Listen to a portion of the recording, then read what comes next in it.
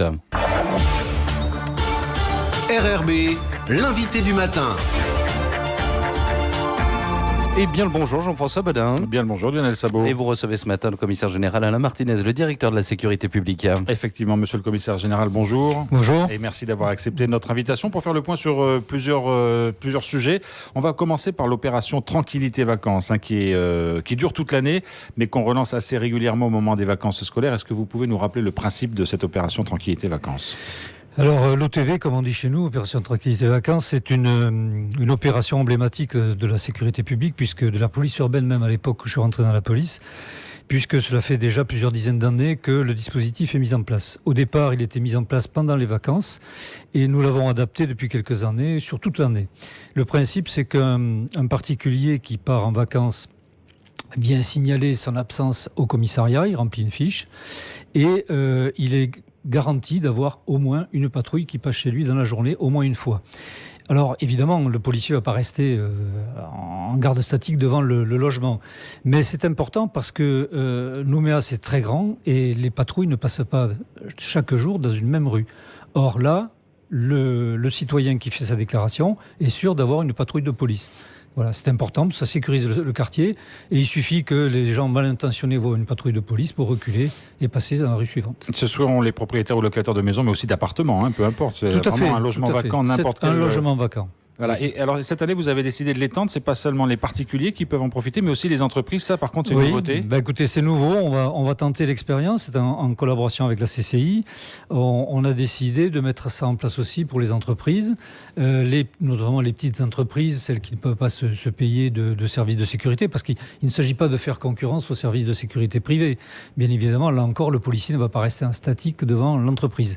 Mais là aussi, c'est une garantie de passage. L'entreprise signale sa fermeture de telle date à telle date, et une patrouille de police passera pour faire de la sécurisation et vérifier que l'entreprise a conservé son intégrité. Est-ce que ça complique le travail d'organisation des patrouilles, parce que du coup il y a un certain nombre d'itinéraires qu'il faut prendre en compte, etc. Est-ce que c'est un peu plus compliqué ? Alors c'est un peu plus compliqué, mais il faut savoir aussi qu'on a l'appui de la police municipale pour ce dispositif, donc ça multiplie les patrouilles. Bon, c'est un peu compliqué, mais c'est aussi notre job. Et puis la prévention, c'est important, c'est au moins aussi important que la répression. Alors monsieur le commissaire général, après le référendum, on s'est aperçu notamment en zone gendarmerie qu'il y avait eu pas mal de troubles. Comment les choses se sont passées à Nouméa ? Est-ce que finalement il y a une certaine retour au calme, on pourrait dire, qui est effectué un mois après le référendum ? D'abord, il faut dire que le référendum s'est bien passé au moins le jour du 4 novembre et que les citoyens qui étaient amenés à voter ont pu le faire en toute tranquillité. Bon, c'était un gros dispositif. Nous, on avait 272 policiers sur 361 actifs, c'est quand même pas mal, qui étaient sur le terrain ce week-end-là. On avait fait aussi des mesures de prévention la veille et puis le lendemain. Et puis surtout le jour du scrutin, on a quand même 62 bureaux de vote sur 39 sites. Donc c'est quand même important à surveiller. Nous avions aussi l'appui d'un demi-escadron de gendarmerie mobile au titre des forces mobiles. Et nous avons même fait des patrouilles mixtes avec les gendarmes. Vous voyez qu'on est quand même loin de la guerre des polices. Donc le référendum s'est bien passé. Mais effectivement, comme on le craignait, c'est ce qu'on avait prévu depuis quelques semaines. On craignait quelques débordements après le référendum. Alors, ce ne sont pas des débordements sur un thème politique. Ce sont des très jeunes qui ont profité de cette situation pour commettre des méfaits, comme on le fait en métropole avec Halloween ou autre. Enfin, moi, c'est l'analyse que j'en fais tout au moins. Et donc, on a eu quelques voitures brûlées. On a eu quelques poubelles brûlées et on a eu ce fameux magasin fermé, l'animalerie, qui a été brûlé par une demoiselle dont on ignore encore les motivations et qui a été interpellée par nos services. Donc il ne s'est pas passé grand-chose de particulier. Alors bon, c'est toujours trop, mais ouais. Bon, voilà, il y a eu quelques feux de poubelle, on a reçu quelques cailloux aussi.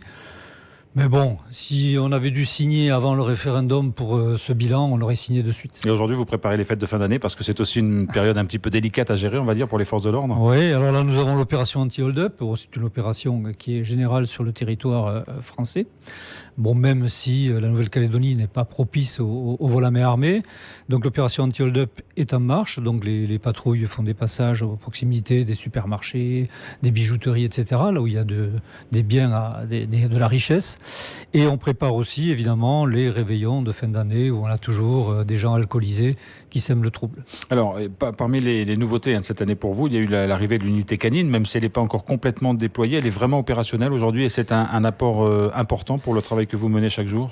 Alors là, l'unité canine est en place, elle travaille toutes les nuits. 7 nuits sur 7. Donc c'est un appui très important pour les unités de roulement dans le commun des interventions et dans la sécurité des baies, par exemple, etc. C'est aussi un apport très important pour la BAC pour faire des interpellations, parce que le chien est très utile. L'unité canine elle-même, seule, a déjà fait 16 interpellations. Depuis, elle est opérationnelle un petit peu avant le référendum, puisqu'elle a été engagée à effectif complet avant le référendum. Et il faut savoir quand même que nous avons encore 2 fonctionnaires qui sont en formation, 2 fonctionnaires locaux qui ont été recrutés mais qui ne sont pas maîtres chiens et qui sont en train d'être formés. Ce sont des formations lourdes qui durent 2 mois et demi. Et nous en aurons 2 autres qui partiront en avril et qui reviendront avec le 3e chien, puisque actuellement, nous n'avons que nos 2 chiens. Je ne résiste pas. Dites-nous leur nom. Voilà, je ne peux pas résister. C'est Mickey et Bonbon. Mais, on ne connaît pas le nom du 3e encore, on va l'attendre avec impatience. Pas encore. Mais rassurez-vous, ils peuvent s'appeler Mickey et Bonbon. On n'a pas envie de s'y frotter quand même. Voilà. Autre nouveauté en 2018, ça a été la mise en place du groupe de sécurité et de proximité, notamment dans le quartier de Montravel-Tindu-Caméré. Là aussi, les choses fonctionnent bien. Vous êtes plutôt satisfait de la mise en œuvre de ce qu'on a appelé la police de proximité pendant un long moment. Effectivement, je suis très satisfait. Donc, la police de sécurité du quotidien, c'est une série de mesures, et parmi lesquelles il y a chez nous la création du GSP à 15 fonctionnaires fidélisés dans le quartier, etc. Alors eux, ils sont à 88 interpellations. Comme ils sont fidélisés, ils connaissent parfaitement le quartier.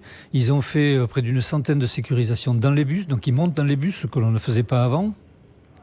Ils ont pris des contacts avec la population, avec des associations. Il y a eu des réunions de quartier. Il y a eu aussi 12 diagnostics de sécurité avec des entreprises qui avaient besoin d'améliorer leur sécurité passive. Donc pour moi, c'est un point très positif et on verra au bout de plusieurs mois, mais c'est peut-être un dispositif à étendre. Alors le maintien de l'ordre et la sécurité, c'est évidemment le travail de ce groupe de sécurité de proximité, mais si la mayonnaise prend avec la population, ça veut dire que les choses seront réussies d'une certaine façon. Tout à fait. Alors pour l'instant, les signes sont bons, puisqu'il y a aussi il y a un complément aussi, c'est les délégués à la cohésion police-population, qui sont 2 retraités qui sont immergés dans les quartiers et qui, eux, travaillent en collaboration avec le GSP. Donc effectivement, lorsqu'on aura noué les contacts avec la population, lorsqu'on aura bien recueilli le besoin de sécurité de nos concitoyens, je pense qu'on pourra améliorer les choses. Alors monsieur le commissaire général, vous suivez aussi évidemment l'actualité en métropole avec les gilets jaunes. On sent les forces de l'ordre on va dire, fatigué et un petit peu débordé finalement par l'ampleur du mouvement et la violence qu'il engendre. Vous comprenez un peu ce que vivent vos confrères en métropole ? Non seulement je les comprends, mais quand je regarde les images, je peux vous dire que j'ai l'estomac qui est noué, parce que je suis très triste pour les collègues. D'ailleurs, je leur rends hommage parce que franchement, devant un tel déferlement de violence, ils ont gardé leur sang-froid. Il n'y a pas de victimes très graves, à part quelques accidents sur des ronds-points. Donc je rends hommage à tous ces collègues qui travaillent à 1 contre 100, faut le savoir. On a beau être policier. Et puis le but de ces collègues, c'est d'abord de préserver l'intégrité des gens qu'ils ont en face. Et l'inverse ne se vérifie pas. Quand on voit le déchaînement de violence qui est infligé aux policiers, je suis triste et inquiet pour la démocratie, en fait, même si je ne peux pas en dire plus puisque je ne suis pas sur place. Mais c'est très compliqué. Oui, c'est compliqué parce que ce ne sont pas non plus des profils de casseurs classiques, entre guillemets. Il y a de tout, apparemment il y a de tout. Il y a des casseurs d'extrême droite, d'extrême gauche, il y a des voyous de quartier qui se mêlent à la bande avec un gilet jaune, et puis il y a aussi des gens comme vous et moi qui manifestent et qui, peut-être dans l'anonymat, dans la désinhibition de la foule, commettent aussi des exactions. Monsieur le commissaire général, pour terminer cet entretien, on est donc à l'approche des fêtes. Vous auriez peut-être un petit message à faire passer à l'antenne pour que ces fêtes se passent bien ? Écoutez, d'abord profitez de la Nouvelle-Calédonie, passer les fêtes de fin d'année par 30 degrés. Moi qui ai vécu 7 ans en Alsace, je peux vous dire que c'est sympa. Profitez, respectez les autres et puis profitez de la situation et puis évitez que la police n'intervienne trop. Merci beaucoup d'avoir été avec nous ce matin.